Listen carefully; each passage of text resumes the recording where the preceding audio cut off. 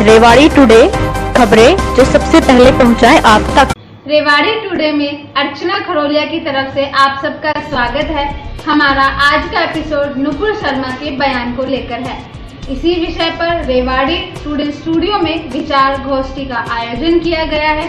विचार गोष्ठी में शामिल हुए समाज सेवी अनिल आर्य, गोरक्षा मिशन के प्रांतीय अध्यक्ष प्रदीप डागर, युवा वाहिनी के जिला प्रभारी श्याम सुंदर और समाज सेवी मनोज कुमार। इनसे बात कर रहे एसएसपी टाइम्स के संपादक पवन कुमार। आइए देखते हैं विचार गोष्ठी में किसकी क्या है राय।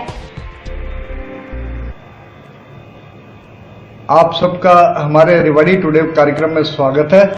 जैसा कि आज चर्चा में है, आजकल एक बहुत ही गंभीर जो मुद्दा है वो चर्चा में है, वो नुपुर शर्मा का जो एक विवादित टिप्पणी को लेकर जो चला आ रहा है, जिसपे अंतर्राष्ट्रीय कई धार्मिक संगठनों ने मतलब विरोध भी जताया है और जो जिसमें भाजपा है उसने भी किसी तरह का कोई कार्य नहीं किया अभी तक की, चाहे ना वो नुपुर शर्मा के पक्ष में नजर आई ना विपक्ष में नजर आई।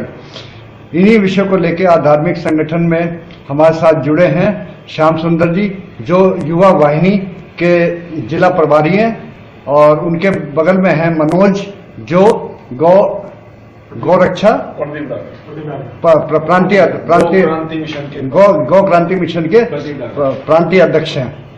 हाँ, इनके बगल में बैठे हैं वो हैं अनिल आर्य, जो समाज सेवी हैं, और उनके बगल में ही मनोज जी हैं, वो भी समाज सेवी हैं। आज इस विषय में सबसे पहले मैं अनिल आर्य जी से जानना चाहूंगा कि जो ये मुद्दा है, ये मुद्दा वास्तव में क्या मुद्दा रहा जो इतना अंतर्राष्ट्रीय स्तर पर एकदम उठ गया। पवन जी, ये विवाद तो खामखा का बनाया हुआ है।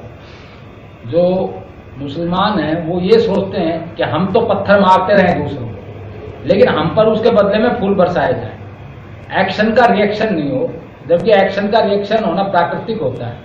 उस डिबेट के अंदर हमने भी सुना है कि बार बार जो है शिव जी के ऊपर, हिंदू इष्ट देवी देवताओं के ऊपर मखौल उड़ाया जा रहा था, मजाक बनाई जा रही थी उनकी, और उसके बदले में जब नुपुर ने कह दिया कि भाई जैसे तुम मजाक उड़ा रहे हो, ऐसे ही अगर मैं भी तुम्हारे इसके पैगंबर के बारे में कहूं कि उन्होंने 6 साल की बच्ची के साथ विवाह किया और 9 साल की के साथ सहवास कर लिया, तो उनका क्या चरित्र था, तो तुम्हें कैसा लगेगा।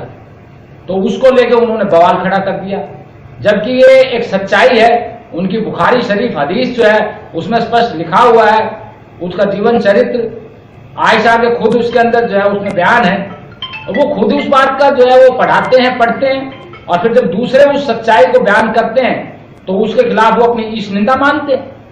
तो ये तो एक दादागिरी होगी उनकी कि दूसरों को डरा के चुप करने वाली बात है, जबकि हमारे देश में तो कोई ईश निंदा का कानून नहीं है।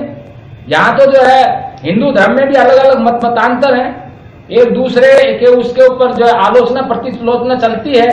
वो एक विकास कर्म का जो है वो प्रक्रिया है, और अपने हिंदू धर्म में से ही सिख धर्म बना है, जैन धर्म बना है, बौद्ध धर्म बना है, ये सब विकासवाद की श्रेणी में आए हैं। पुराणों से उठ के जो है और अलग अलग पंथ आए हैं, ब्रह्म समाज आया है, आर्य समाज आया है। तो वो जो पीछे की जो ऐसी कोई विवादित या विवादास्पद बात होती है उसको रिजेक्ट कर देते हैं कि भाई हम नहीं मानते, जबकि वो रिजेक्ट भी नहीं करते हैं अपने धर्म की, अपने मजहब की गलत बातों को, और जो है उसके ऊपर जो है दूसरों का मुंह बंद भी करना चाहते हैं। तो ये यानी आपका कहने का मतलब है कि चोर अपने आप को चोर कह दे तो कोई दुख नहीं, लेकिन दूसरा चोर कहे तो उस बात का उनको अफसोस होता है। चोरी कर रखी है तो उसका सिर फोड़ने को तैयार हो जाते हैं। तो ये सिर्फ जो है ना माइट इज राइट दिखाना चाहते हैं कि भाई हम जो है भीड़ तंत्र जो है जुटा सकते हैं, हम जो है क्रूर हैं, हम जो है वो बल जो है भुजाबल में विश्वास करते हैं, और हिंदू जो है शांति प्रिय कौम है। हिंदू हमेशा डिफेंसिव रहा है, ऑफेंसिव नहीं रहा कभी भी, तो उसका जो है नाजायज फायदा उठा रहे।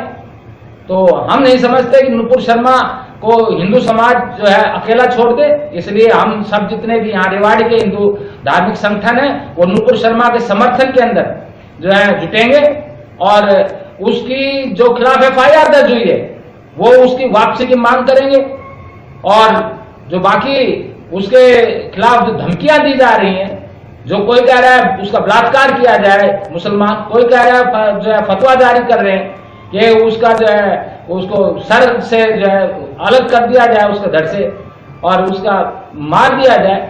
तो ये हम तो समझते हैं भारत सरकार की भी जो है एक नपुंसकता है कि जो है वो उस वक्त सुरक्षा जो है इतनी मजबूत नहीं दी है। अब सुनने में आया है कि दिल्ली पुलिस ने जो है कुछ सुरक्षा का इसके मांग के ऊपर जो है प्रबंध किया है कि वह उनके परिवार को उन्होंने खतरा बताया है, लेकिन वो माकूल सुरक्षा नहीं दी गई है, वो एक फॉर्मेलिटी जो है दिखाई जा रही है। और हमें तो बड़ा आश्चर्य हो रहा है, हतप्रभ है इस बात से कि जिस लड़की ने अपने छात्र जीवन की राजनीति से और अब तक जो है सुप्रीम कोर्ट की लॉयर बनी और इसकी भाजपा की प्रवक्ता बनी और उसके लिए भाजपा के लिए संघर्ष करती आई और हिंदू धर्म के लिए जिसने बिल्कुल जो है अपना मुखर होके पक्ष रखा और उसको जैसे दूध में से मक्खी निकाल कर फेंक देते हैं ऐसे भाजपाइयों ने निकाल दिया, शीर्ष नेतृत्व ने निकाल दिया। मुझे तो इसमें कहीं और भी साजिश की गंध आ रही है कि शीर्ष नेतृत्व कहीं जो है दो फाड़ में हो रहा है भाजपा का और योगी जी की जो लाइन बढ़ती हुई दिखाई दे रही है, क्योंकि योगी और शाह की राजनीति में हमें दो फर्क दिखाई दे रहे हैं।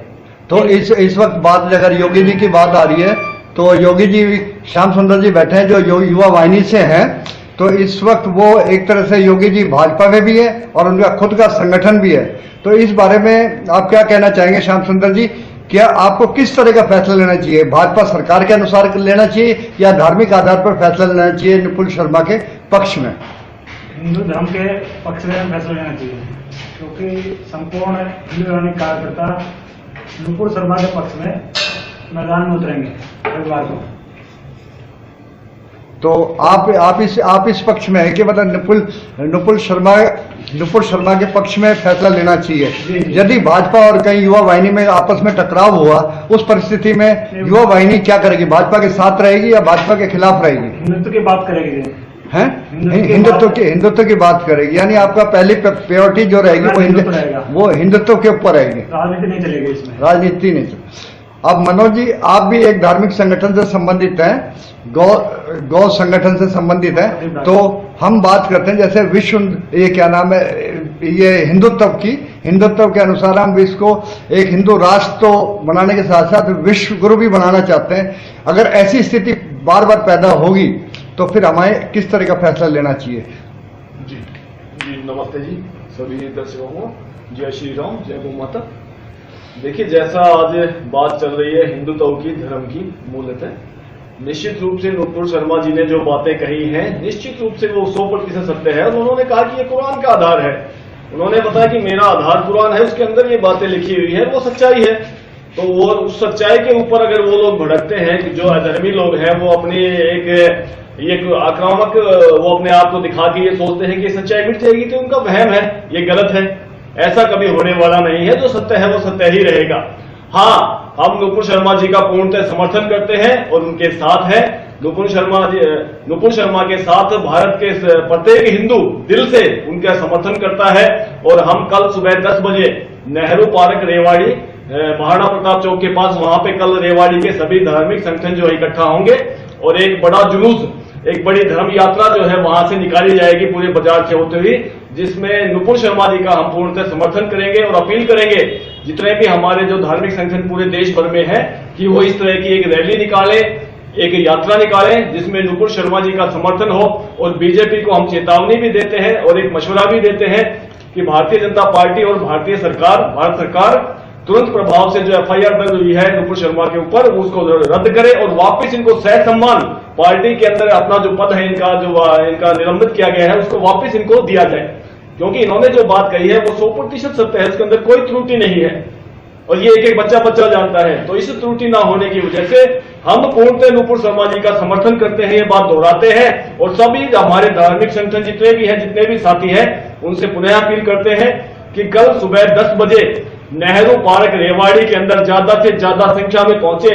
जो बहन हमारे लिए जो संघर्ष कर रही है दिल्ली में बैठ के टीवी के आगे, उसको जो ये प्रेशर जो दबाया जा रहा है उस दबाव को हटाया जा सके। बहन को अपने साथ हजारों भाई दिखाई देने चाहिए ताकि हमारी भारतीय संस्कृति में, हमारे धर्म में आस्था बढ़े और हम लोग हिंदुत्व की लड़ाई के अंदर आगे बढ़ सके। हाँ मनोज जी, एक जो सवाल जो अहम सवाल है, जैसे कि भाजपा एक तरह से मतलब संघ के ऊपर निर्भर होकर इसने सरकार बनाई है। भारतीय जनता पार्टी की जो सरकार बनी है वो संघ और इसके सहयोगी संगठनों के कारण बनी है। लेकिन आज परिस्थिति ऐसी आ रही है कि ना तो सरकार कुछ बोलने के उसमें है और ना इनसे समर्थन जो समर्थक जो संगठन है वो भी एक तरह से नुपुर शर्मा के मामले में खामोश है।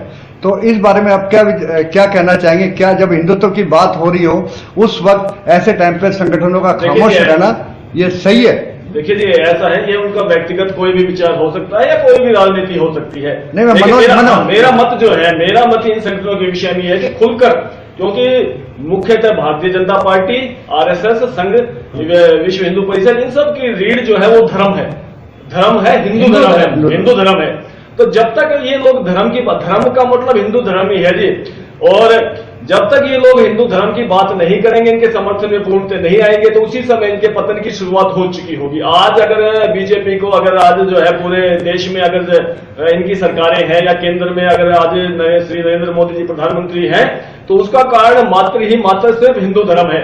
अगर ये हिंदू धर्म के अपने जो है उस विचारधारा से ये कहीं ना कहीं दूर जाते हैं, तो निश्चित रूप से भारतीय जनता पार्टी अपना पतन आज से ही शुरुआत माने कि आपका पतन की तरफ ही चल रही है। मनोज जी, आपकी क्या राय है? इसमें जितने भी सनातनी धर्म को मानने वाले हिंदू भाई हैं, उन सभी का पूर्णतः सहयोग रहा है और इसमें किसी एक व्यक्ति विशेष का या किसी एक व्यक्ति की विचारधारा के संगठन का सहयोग नहीं रहा, बल्कि इसमें समस्त भारत के हिंदुओं का जो विचारधारा है उन सभी का मिलजुल कर सहयोग रहा है बीजेपी को जो है एक पूर्ण बहुमत से दूसरी बार जिताने के उद्देश्य से। और इसमें मेरा अपना मत ये है कि नहीं, व्यक्ति को एक बार आजमाया जाता है, 2 बार आजमाया जाता है, अब जो तीसरी बार भी एक तरह से आजमाने वाली बात हो गई, तो वो चीज तो एक तरह से सिस्टम खराब करने वाली बात है। आज सिचुएशन ऐसी है, ये निश्चित रूप से इस तरह का मैटर है वो 2024 के इलेक्शन को भी प्रभावित करेगा। हाँ, इसमें एक बात जो मैं कहना चाहता हूं कि हो सकता है जो राजनीतिक दल हैं उनकी अपनी अपनी कोई मजबूरियां हो सकती है, उन पर बहुत तरह के प्रेशर्स होते हैं, लेकिन हम पर तो कोई किसी तरह का कोई प्रेशर नहीं। हमें तो पता होना चाहिए कि हमें क्या करना है। आज आप देखिए कि जो एक समुदाय विशेष अपने आप को अमन प्रिय और शांति प्रिय पूरे संसार में बोलता फिर रहा है, उसकी आप एक्टिविटी देखिए। वो एक सिर्फ उस कार्टून पर बनाने वाले का मर्डर कर देते हैं जिसकी फोटो आज तक किसी ने देखी भी नहीं है। ये कहाँ का न्याय है बताइए? ये सब कैसा अमन है? एक तरफ तो वो ये लोग चाहते हैं कि हमारी इस निंदा ना हो, और दूसरे की तरफ से वो कितनी इस निंदा करते हैं। इसके खिलाफ आप देखिए जो इस्लामिक संगठनों का एक समूह है, उसमें आप देखिए कि इन्होंने कितनी जो है मकबूल फिदा हुसैन से लेकर के आप पीके जो फिल्म है वहां तक देखिए, और न जाने इससे मिलती जुलती इसी एजेंडे के तहत करने वाली फिल्म है, जिसमें शिव जी को कितनी बुरी तरह से अपमानित किया गया है, देवी दुर्गा को अलग अलग जो है मौकों पर कितनी बुरी तरह अपमानित किया गया है। क्या किसी संगठन ने इसके प्रति कहा कि ये इस निंदा नहीं होनी चाहिए? क्या सिर्फ उन्हीं का ही इश है, बाकी किसी दूसरे मजहब के या किसी दूसरे धर्म के लोगों का कोई इश नहीं है, या उनकी नजरों में उनका कोई महत्व नहीं है क्या? ये कहाँ का न्याय है? और ये मतलब कैसा अमन प्रिय जो है समुदाय है? इस बात का भी तो जरा सोचे और अपने गिरेबान में झांक के देखे। तो आर्य जी, अब जो आपका अगला कदम होगा वो क्या होगा? आपसे भी पूछता हूँ, मैं मनोज जी से भी पूछता हूँ, श्याम सुंदर जी और इनसे भी, प्रदीप डागर जी से भी। तो क्या होगा, हम किस तरह की रणनीति तैयार करें, आगे किस तरह का कार्यक्रम होगा ताकि नुपुर शर्मा के पक्ष में हम ऐसा मैसेज भेजें समाज को कि उन्हें इस तरह का बयान आ रहा है कि हिंदू धार्मिक संगठन जो है वो आपके साथ नहीं है? इस बारे में क्या कहना चाहेंगे? पवन जी, देखो, अब हमें सारे हिंदू युवाओं को, हिंदू धर्मावलंबियों को जो है लामबद्ध करने की जरूरत है, और हम संगठित करने का प्रयास कर रहे हैं, और ये सचेत भी करना चाहते हैं कि राजनीतिक पार्टियों के चरित्र को भी समझना है, केवल उनके मुखौटे और उनको चित्र को नहीं देखना है। क्योंकि जब 1947 में भारत आजाद हुआ, उस समय मुसलमानों की पार्टी एक मुस्लिम लीग थी और हिंदुओं की पार्टी कांग्रेस कही जाती थी।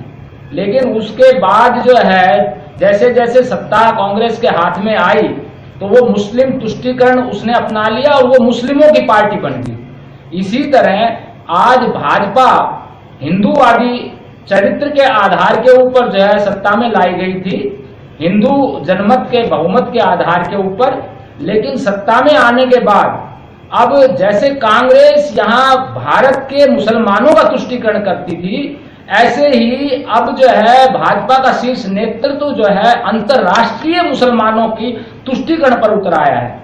तो ये चरित्र में बदलाव जो है हिंदू जनता बिल्कुल सहन नहीं करेगी, और अगर इन्होंने अपने चरित्र में बदलाव किया तो जो आज इनका मुखौटा जो चित्र जो है शीर्ष नेतृत्व का है, उसको हटाने में भी हिंदू जनता पीछे नहीं रहेगी, दूर देर नहीं लगाएगी।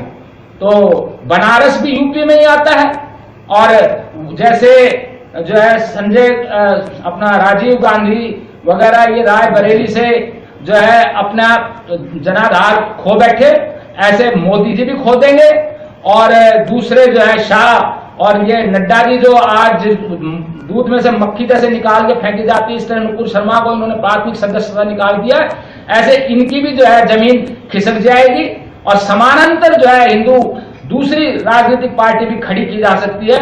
मैं एक बात और देखना चाह रहा हूं कि यहां आज राजनीति में भाजपा के भी दो धड़े जो है दिखाई दे रहे हैं।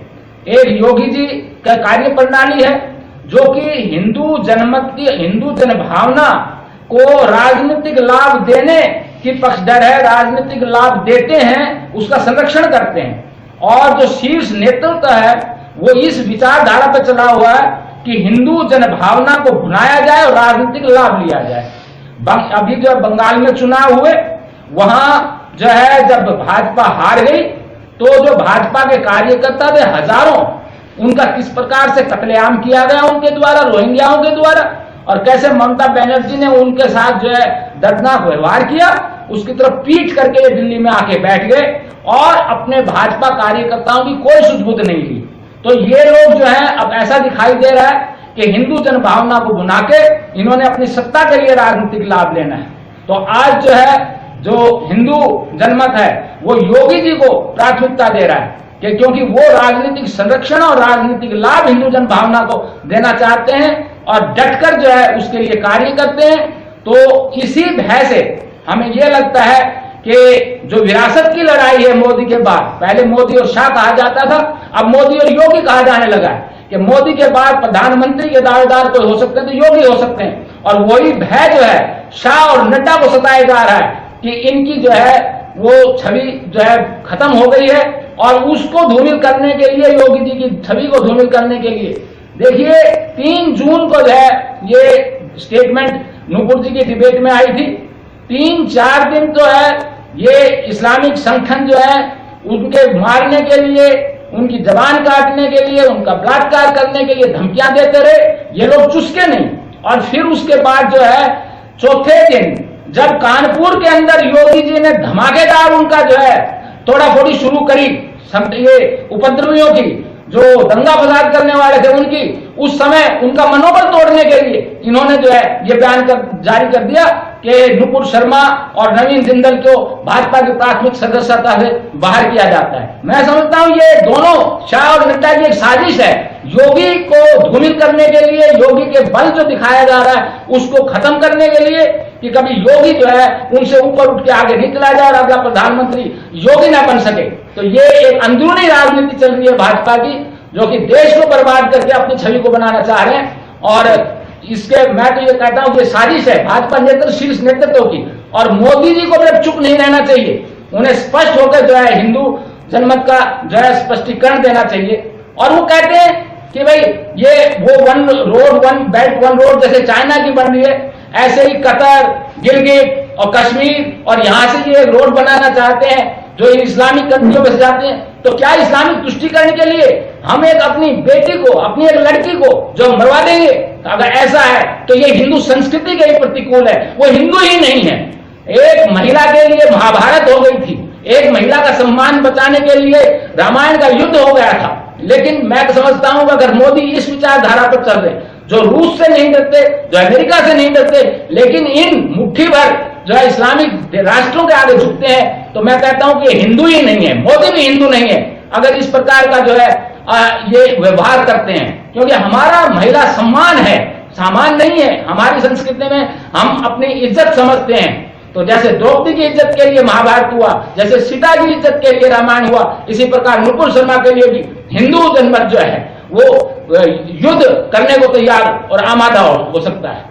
हाँ जी प्रदीप डागर जी, एक बहुत अहम सवाल है जो लोगों के, हिंदुओं में भी और दूसरों में भी एक दिमाग में होता है, वो कि जो कत्ल खाने जितने भी भारत में हैं, ठीक है, ये तो हम मान लेते हैं कि जो कत्ल करते हैं वो सारे इस्लामिक होते हैं या मुस्लिम होते हैं, कि वह गौ रक्षा करने वाले नहीं होते, लेकिन जो इनके मालिक हैं वो लगभग सारे के सारे हिंदू हैं। सारे नहीं तो कम से कम 70% है जिनके जो कत्ल खाने हैं उनके मालिक हिंदू हैं। इस बारे में किसी तरह का कोई कदम उठाया जा सकता है? देखिए जी, ऐसा है, ये बात सत्य है कि हमारे यहाँ पे जो कत्ल खाने हैं इसके अंदर काफी बड़ी तादाद में हिंदू उनके मालिक हैं, क्योंकि इसमें सच्चाई का तो खैर पता नहीं लग पाता, क्योंकि कई जगह नाम अदला बदली करके चला कुछ रहा है, पैसे किसी के लगे हुए हैं, तो कई चीजें हैं इसके अंदर ना व्यवस्थाएं, और शायद एक ऐसी व्यवस्था भी है कि चला मुस्लिम लोग रहे हैं उसमें नाम हिंदू का भी है, तो ऐसा भी है। लेकिन हाँ, कुछ हिंदुओं की उसके अंदर भूमिका है, इसमें कोई दो राय नहीं है कि हिंदू भी कहीं ना कहीं कत्ल खाने चलाने में भूमिका निभा रहे हैं। और उसमें एक बहुत बड़ी सच्चाई और भी है कि वो कत्ल खाने भारत सरकार के द्वारा परमिटेड है। देखिए कितनी बड़ी बात है। एक तरफ तो हम गौ को जो है गौ माता की संज्ञा देते हैं, और दूसरी तरफ वो उन्हीं जो है गौ माता को अपने हाथ से काटने का लाइसेंस भी देते हैं। तो ये एक दोहरा चरित्र जो है ना जी, ये सरकारों का था। पहले कांग्रेस की सरकार थी तो उस समय तो हम आरोप लगा सकते थे आराम से, लेकिन आज हिंदुत्व की सरकार होते हुए, यहाँ पे हिंदुओं की सरकार होते हुए भी देश में वही स्थिति है। और कहीं ना कहीं जो है गौ मांस जो है बीफ का एक्सपोर्ट बढ़ा है आज, और ये हमारे लिए बड़े दुर्भाग्य की बात है कि हम कैमरे में बैठ के ये बात बोल रहे हैं कि हिंदुओं का इतना जागरण होने के बाद भी एक तरफ जो है गौ माता का कत्ल होने की जो प्रतिशत में जो मात्रा थी वो कहीं ना कहीं बढ़ गई है। तो ये बड़ा दुर्भाग्यपूर्ण ये बात है। और रही बात, जैसा अभी आदरणीय बाबूजी ने, आगे जी ने ये बातें बताई है कि ये सारी जो पीछे जो राजनीतिक जो विषय चल रहे हैं इनको साइड में रख दें। हमारी खुली चेतावनी है सभी जो है राजनीतिक संगठनों को कि धर्म के मामले में अपनी आंतरिक राजनीति को साइड में रख दें और धर्म को प्राथमिक आधार के ऊपर लेके आ जाए। धर्म को, गौ माता को, धर्म में सब चीज आ गई, हिंदू धर्म के अंदर सब कुछ आ गया। अगर हिंदू धर्म को प्राथमिकता के आधार पे अगर वो लेके नहीं आएंगे तो आप जो है, दोबारा मैं वही बात दोहरा रहा हूं कि एक पतन का कारण बनेगा कि कहीं ना कहीं भारतीय जनता पार्टी की हालात कांग्रेस से भी खराब ना हो जाए।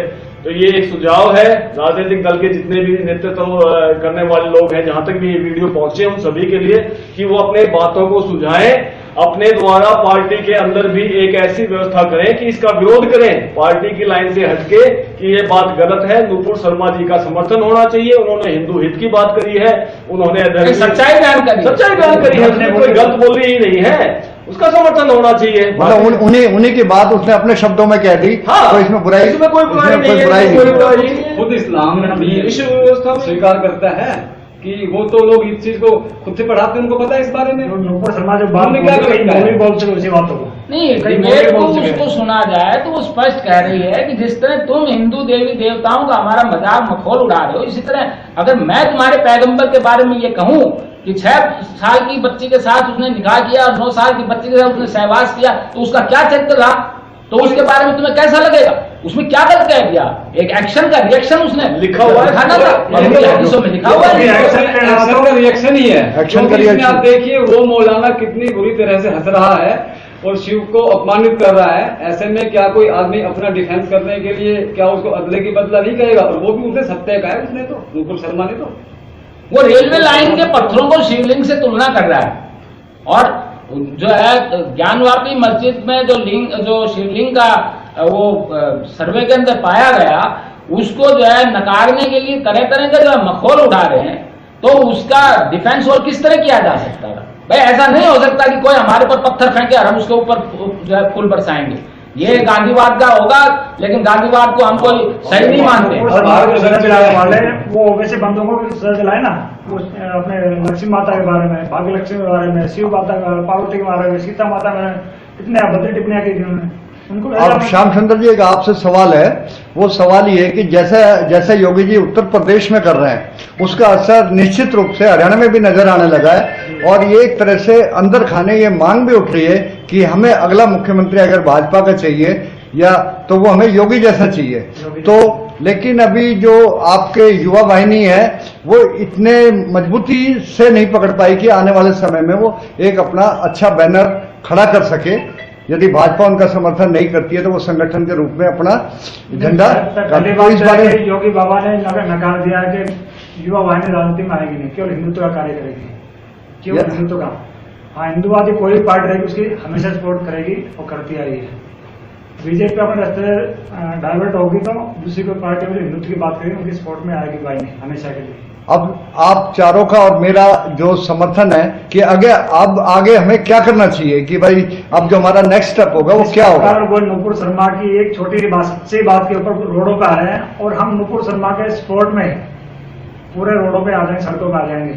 जब तक उनके ऊपर जो एफआईआर वापस नहीं होगी, जब तक उनकी सजा जो निलंबित है वो वापसी नहीं होगी, जब तक हम उनके समर्थन में रोडों पर रहेंगे, प्रत्यक्ष अप्रत्यक्ष। आप सबका हमारे कार्यक्रम में आने के लिए हार्दिक धन्यवाद। धन्यवाद। एक बार पुनः जो है एक बार अपील है मेरी जो है सभी दर्शकों को, और पवन जी भाई का भी धन्यवाद है कि इन्होंने इतनी सुंदर जो है अपने चैनल के ऊपर ये हमारे को एक प्लेटफॉर्म दिया अपनी बात रखने का। और पुनः अपील है सभी दर्शकों को, सारे रेवाड़ी के जो आसपास रेवाड़ी जिले के जितने भी हमारे धर्म योद्धा है, धार्मिक संगठन है, जो भी अपने आप को हिंदू कहते हैं, वो सभी कल सुबह 10 बजे समय निकालकर जरूर से जरूर आए और धर्म को प्राथमिक स्थिति प्रथम स्थिति में रखें कि सबसे पहले मेरा धर्म, अगर मेरा धर्म है तो मेरा खेत है, मेरा धर्म है तो मेरी दुकान है, मेरा धर्म है तो मेरी नौकरी है, मेरा धर्म है तो मेरा परिवार है। अगर धर्म नहीं है, अगर हिंदू धर्म नहीं है तो आप कुछ भी नहीं है। ये बात अपने मन में बिठा लें। तो कल सुबह जो है धर्म को प्रथम मानते हुए सभी जो है साथी 10 बजे नेहरू पार्क महाराणा प्रताप चौक के पास रेवाड़ी जरूर पहुंचे। अगर धर्म बचेगा तो सब कुछ बचेगा, नहीं तो कश्मीरियों के पास भी बहुत कुछ था, उन्होंने भी बहुत मेहनत की थी, उनके पास भी बहुत सारे जो है बाग थे, सेब के बाग थे, वो आज किसके हैं सबको पता है इस बारे में। ये कोई सबसे छिपी हुई बात नहीं। तो धर्म को बचाइए, पूरा देश बचेगा। पवन जी, आज की चर्चा का निष्कर्ष यही है कि धर्मो रक्षति रक्षता है। अगर धर्म की रक्षा होगी तो धर्म हमारी रक्षा करेगा, वरना हम भी अधर्मियों वाली दुर्गति को प्राप्त हो जाएंगे। धन्यवाद। धन्यवाद। आपको हमारा कार्यक्रम कैसा लगा? लाइक, शेयर, कमेंट, सब्सक्राइब करना ना भूले। नेक्स्ट एपिसोड तक नमस्कार।